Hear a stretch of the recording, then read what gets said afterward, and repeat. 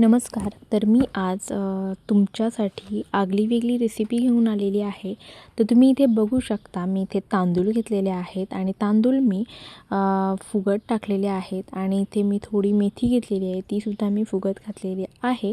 ही overnight ठेवलेली आहे. 3 दिवसांची पूर्ण ही रेसिपी आहे. त्याच्यामुळे व्हिडिओ नक्की पूर्ण पहा. तुम्हालाही आवडेल ही रेसिपी. खूप छान आहे. जास्त काही इन्ग्रेडियंट्स नाही आहेत, पण खूप मेहनत आहे. 3 दिवसाची ही रेसिपी आहे.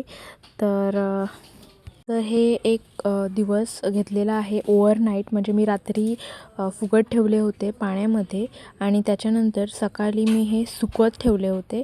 हे बघा, हे असे. आणि सुकल्यानंतर मी संध्याकाळी त्याच दिवशी म्हणजे दुसऱ्या दिवशी संध्याकाळी जे सुकत ठेवले होते, तर त्याच्यासोबत आता हे चवळीचे दाणे पण मी फुगत ठेवले होते. एक 7-8 आहेत दाणे. तर हे सुद्धा मी दाणे घेतले होते आणि आता हे ना आपल्याला सगळे मिक्सरमध्ये लावून मिक्सरला लावायचे आहेत. तर तुम्ही बघू शकता कसं रवा झालेला आहे आणि आपल्याला आहे ना हा सगळा चाळणीमध्ये काढून घ्यायचा आहे आणि आपल्याला हा चालून घ्यायचा आहे. तर जो बारीक बारीक आहे ना पीठ, जो पीठ किंवा म्हणजे बारीक रवा बोलू शकता, तर तो जो निघतो आहे ना, तो तुम्हाला यूज करायचा आहे. नंतर खूप मेहनत आहे या व्हिडिओमध्ये. मी मेहनत घेतलेली आहे. खूप 3 दिवसांची व्हिडिओ आहे. तर प्लीज ही व्हिडिओ पूर्णपणे पहा आणि प्लीज लाईक करा आपल्या व्हिडिओला. आणि खूप नवीन रेसिपी आहे ही.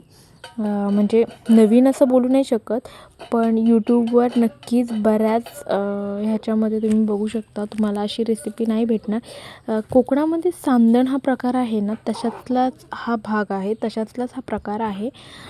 सांदणमध्ये जसं साखर टाकून ज्या इडल्या बनवल्या जातात, इडलीचाच प्रकार असतो तो सांदण. पण इडलीमध्ये जसा उडीद पीठ वगैरे यूज करतात आणि मग बनवलेला जातो, तर तसं न करता तांदळाच्याच पिठाचं फर्मेंट होऊन हे गोष्टी केलेल्या असतात. तर हाच प्रकार आहे. तर मी हे ना 3-4 वेळा मिक्सरला लावून असं चालून घेतलेलं आहे आणि असं चालून घ्यायचं आहे. जो आपला मोठा असेल, जो चाललेला भाग, तो आपला मोठा रवा आपल्याला नंतर खला बनवण्यासाठी लागणार आहे. तर हे असंच मी चालून घेते आहे. जर ही रेसिपी तुम्ही पूर्णपणे बघितली तर तुम्हालाही जाणवेल, तुम्हालाही वाटेल, कारण कोकणामध्ये जो सांदण प्रकार आहे तोच हा प्रकार आहे. सिमिलर आहे. फक्त सांदणमध्ये तुम्हाला आहे ना इडल्या बनवलेल्या असतात आणि हा जो आहे प्रकार तो एक डोशाचा प्रकार आहे, डोशासारखा आहे. डोशामध्ये उडीद डाळ किंवा तांदूळ अशा सगळ्या गोष्टी एकत्र मिक्स करून त्या फर्मेंट करायला ठेवतात. असंच आपल्याला चालवून घ्यायचं आहे. असा बारीक बारीक रवा कसा निघतोय बघा.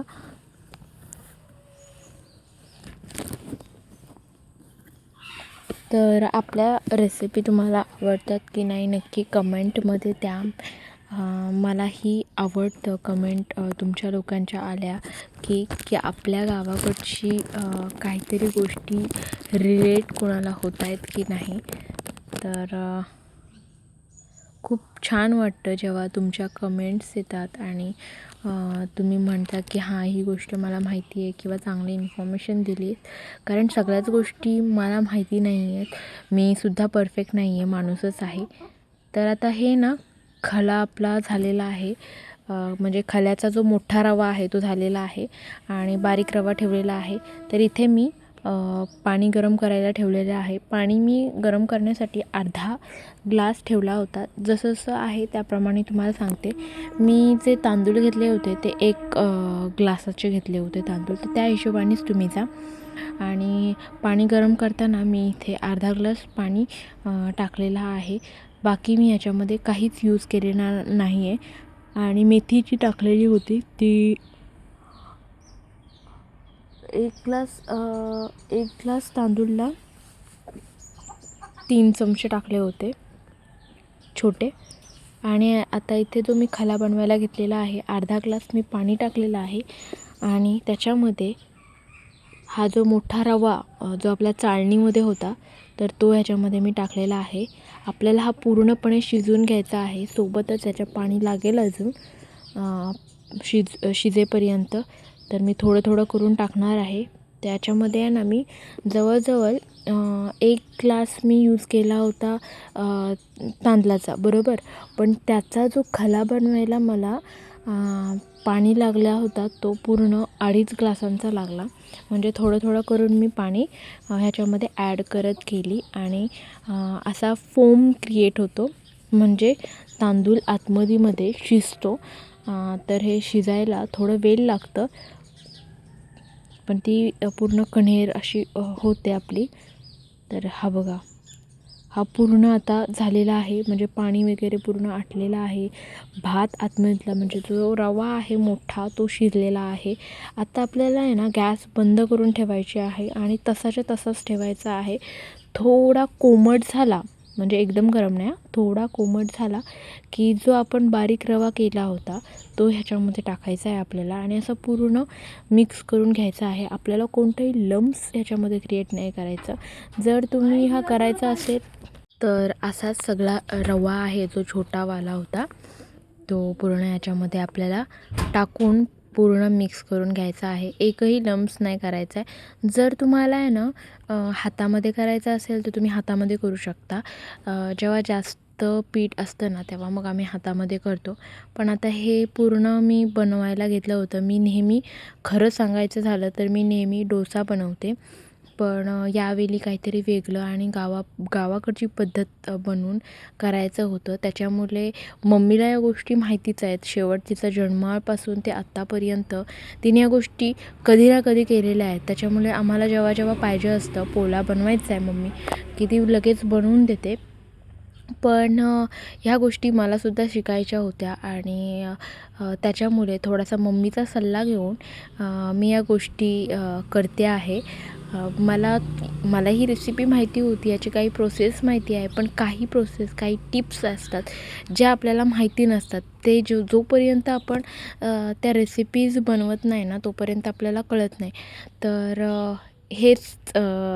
हीच ती वेळ होती आणि मी स्वतःहून माझ्या हाताने बनवत होते आणि काही गोष्टींचा किंवा जेव्हा मला गरज वाटत होती की मम्मी मला आत्ता मी इथे हे जे करते ते बरोबर आहे का, तर तिच्या सल्ल्याने मी ह्या गोष्टी करत होते.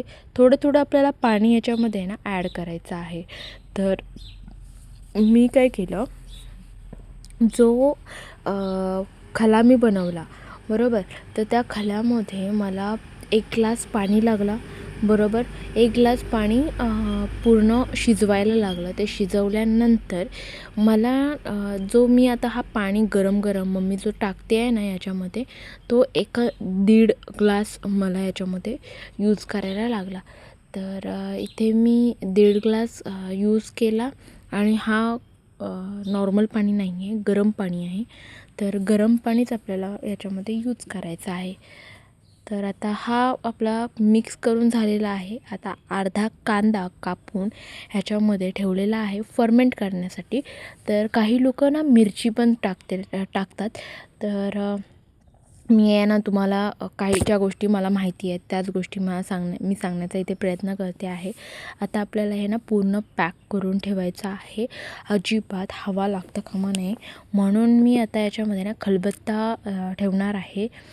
तर हे पूर्ण जसा होईल भांडा तसा ठेवलेला आहे. त्याच्यावर मी खलबत्ता ठेवलेला आहे आणि आता आपल्याला हा पूर्ण कापडाने किंवा जर तुमच्याकडे गोंता वगैरे असेल तर तुम्ही त्याने पॅक करू शकता.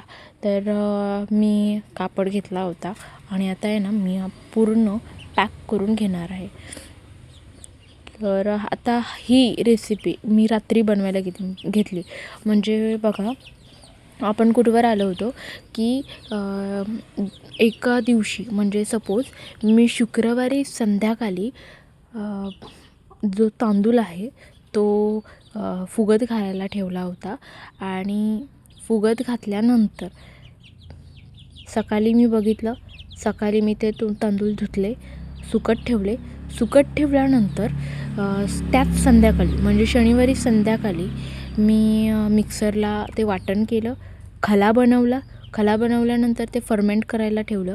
त्याच्यानंतर रविवारी सकाळी मी हे खोलून बघितलं. हे बघा, तर हे असं फर्मेंट झालं होतं. म्हणजे जे जितकं मला घट्टसर लागत होतं रात्री, ते आता सकाळी एकदम हलकं झालेलं आहे. खूप हलकं झालेलं आहे, म्हणजे मस्त फर्मेंट झालेला आहे आपला. तर आत्ता ना आपल्याला याच्यामध्ये गरम पाणी टाकायचं आहे अंदाजानुसार.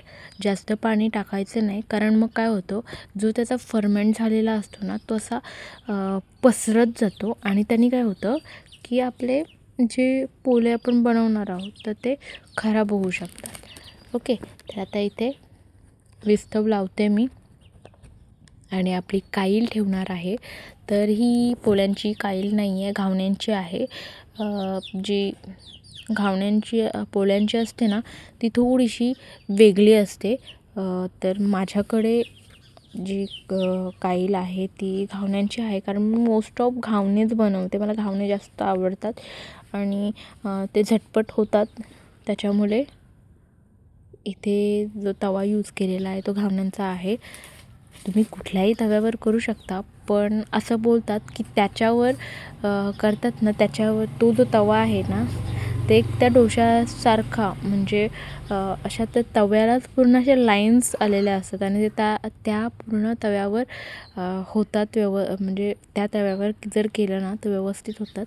आता इथे मी खूप विस्तव लावलेला आहे पोळ्यांना. घावण्यांना नेहमी हाय विस्तव लागतं आणि जेव्हा आपण पोळे बनवत असतो तेव्हा आपल्याला खूप मीडियम लागतो. साधारणतः जेव्हा तुम्ही स्टार्टिंगला तुम्ही हा तवा ठेवत असाल तेव्हा हाय फ्लेमनी पूर्ण तवा तापून घ्यायचा आणि त्याच्यानंतर तेल वगैरे टाकून, हे बघा मी आता हे छोटा केला. त्याचं कारण असं की तो जो तवा आहे पूर्ण तापला गेला पाहिजे, म्हणूनची ही जी प्रोसेस आहे. तर मी इथे छोटासा पोळ्या टाकलेला आहे, कारण आपला जो तवा आहे तो समप्रमाणात तापला गेला पाहिजे. गॅसवर किंवा इंडक्शनवर कसा समप्रमाणात तापतो, पण चुलीवर बऱ्याचदा असं होतं, कारण मी स्वतः जेवण बनवताना मला असे प्रॉब्लेम्स आलेले आहेत. जेव्हा जेवण बनवतं तर एका साईडला जास्त विस्तव लागते, एका साईडला कमी विस्तव लागते. आपण जशी लाकडं ठेवतो त्यानुसार ती फ्लेम क्रिएट होते. तर तोच हा प्रकार आहे आणि मग मला समजलं की हां विस्तव झालेला आहे. तर मग मी ते पोळे तयार करायला घेतलेला आहे. तर बघा मी आता आहे ना, आपला हा जो पोळा बनवून झालेला आहे फर्स्ट, तो आपण आज ठेवणार आहोत, काढून घेणार आहोत आणि बाकीच्या प्रोसेस करायला जाणार आहोत. बरं, जेव्हा आपण पोळे बनवत असू तेव्हा आपला जो फ्लेम आहे तो एकदम लो असायला पाहिजे. लो टू मीडियम पण बोलू नाही शकत,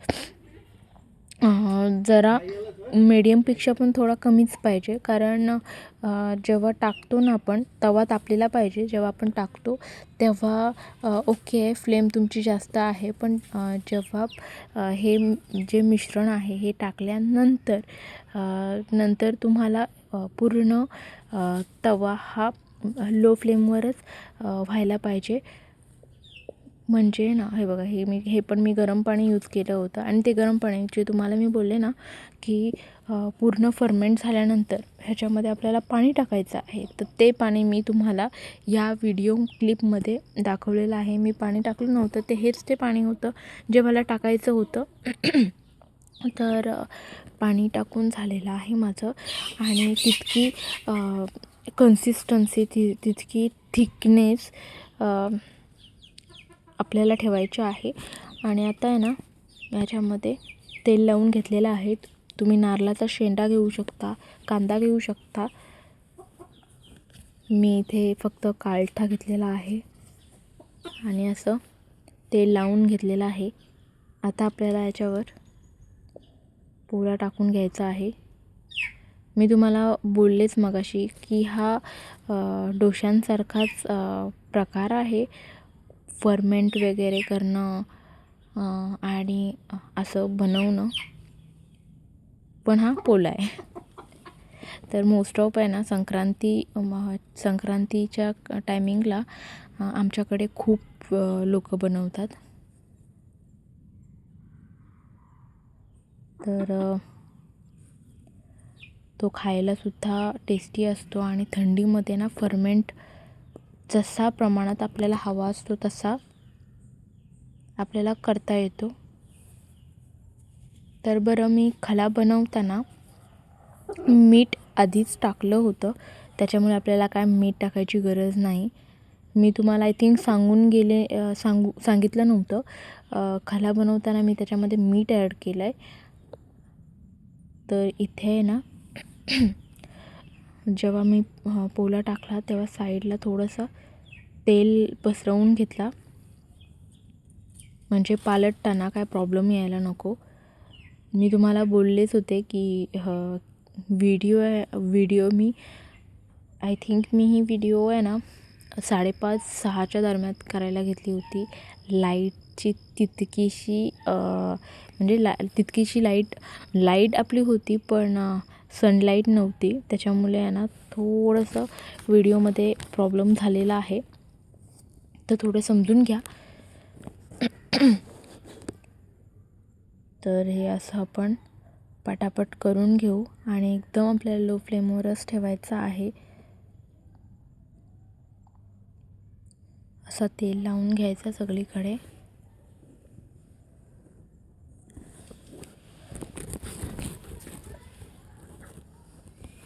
तर हे असं होतं म्हणजे कधी चुलीवर होतं. तुम्ही जर गॅसवर बनवत असाल तर हे मोस्टली नाही होत. ते कसं जर बाहेर विस्तव आला ना की तेल पडल्यावर ते तसं होतं. त्याच्यामुळे साईडला पण असं सगळीकडे तेल झालेलं आहे, त्याच्यामुळे सगळं घाण दिसतंय. तर ती घाण नसून तेलच आहे. तर हे मी आहे ना पटापट असं बनवून घेते.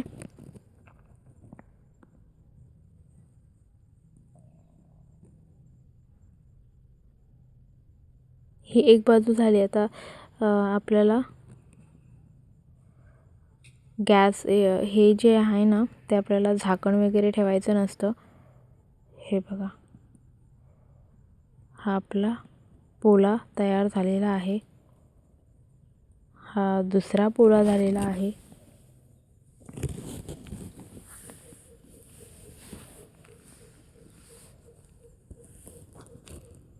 तर हा पण मी काढून घेते.